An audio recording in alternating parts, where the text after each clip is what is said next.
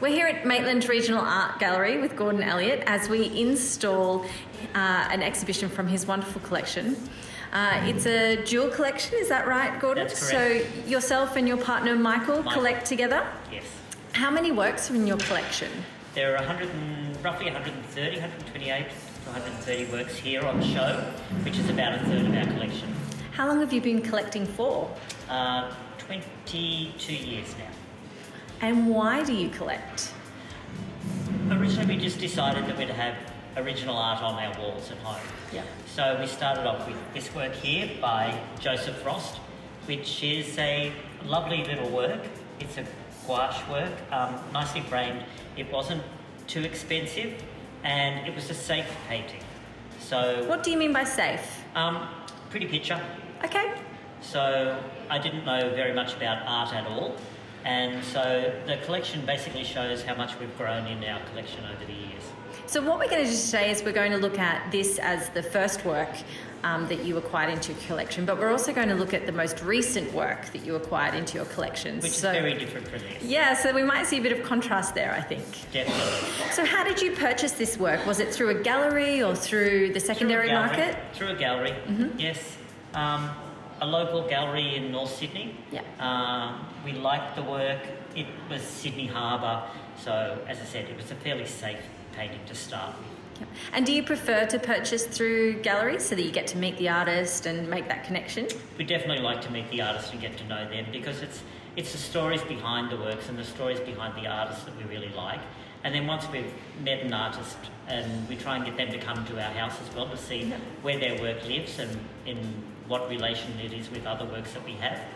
And then once we're comfortable with an artist, if we happen to have the chance, then we can commission works from them as well, because we're quite happy to commission work. I think a lot of people would be quite nervous to commission works. Sometimes it can be. Normally, our brief for commissioning work is very open. It can be, we can only afford this amount, so therefore the work happens from that way. Yeah. Or we like this style of work, but we couldn't get a work at another exhibition, so it's in that same style. Yeah. Or it's, we need a work for our front garden, it needs to be bronze, it needs to be tall, and we need it whenever you can do it. Fair enough. So a few different ways of approaching a commission work. But the general rule is don't be scared, ask the question. Ask the question. Yep. Artists are really happy to explain things and modify things and work with you if you want. Most of the time the brief is very open and the artist can really create any work that they want. Well, they're the expert, right? Exactly. And if we leave, and there's never a timeline. So it's you do the work when you can, and you'll provide us with the best work that you possibly can because it's a labour of love. Yeah, fantastic. All right, well, how about we move and have a look at the most recent acquisition to your collection. Let's go. Excuse the mess, everybody. We're in the middle of install. So it's day 3 of a 5-day install. So this is when the magic happens, and it's also when the mess happens. So who do we have here? So this work here is actually by Gregor Krager, who's a New Zealand artist, and this is our most recent purchase.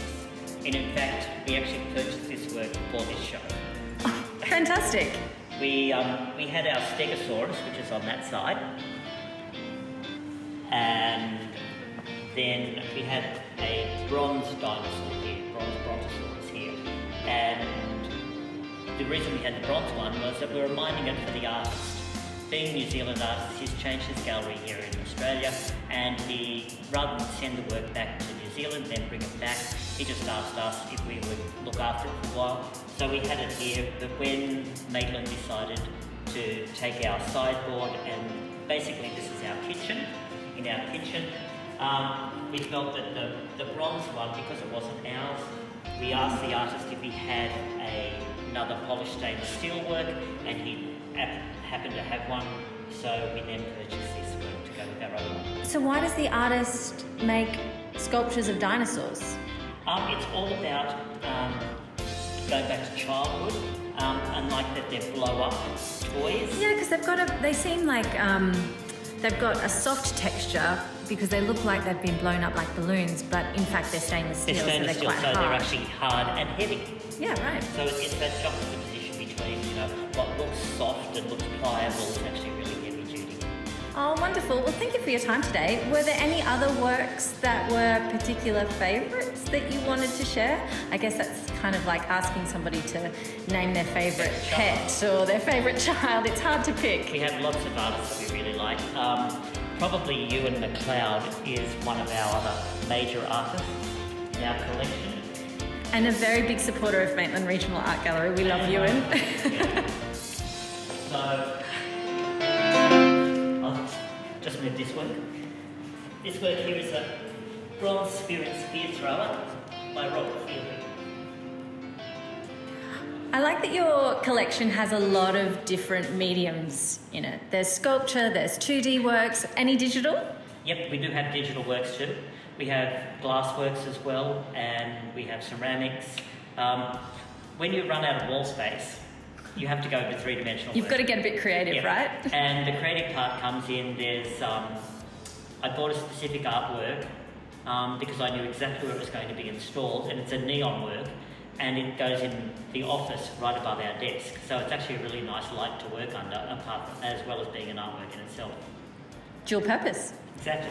This work here is by Ewan McLeod, and it was a commissioned work for us. The texture's really lovely. The texture is amazing. Now, when we commissioned this work, it's for our dining room. It lives in our dining room, and we knew exactly where it needed to go. So we spoke to Ewan about doing a triptych, because if we ever leave the house that we're in, not that we're planning to, we don't know whether we're going to get high ceilings again.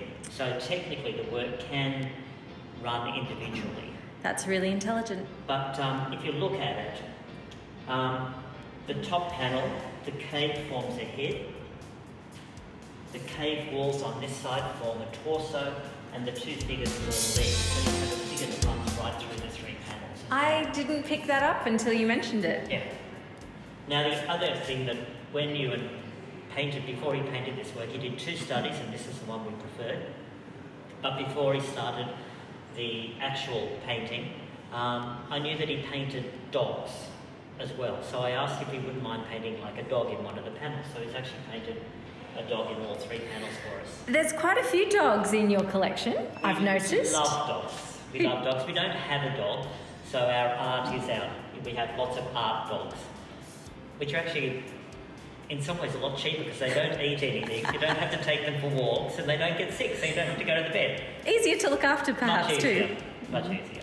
Oh, well, thank you very much for your time today, Gordon. We really appreciate you That's a sharing your pleasure. collection with us. I hope people from the local area like it. I think that they will really enjoy this exhibition. Thank you. Thanks.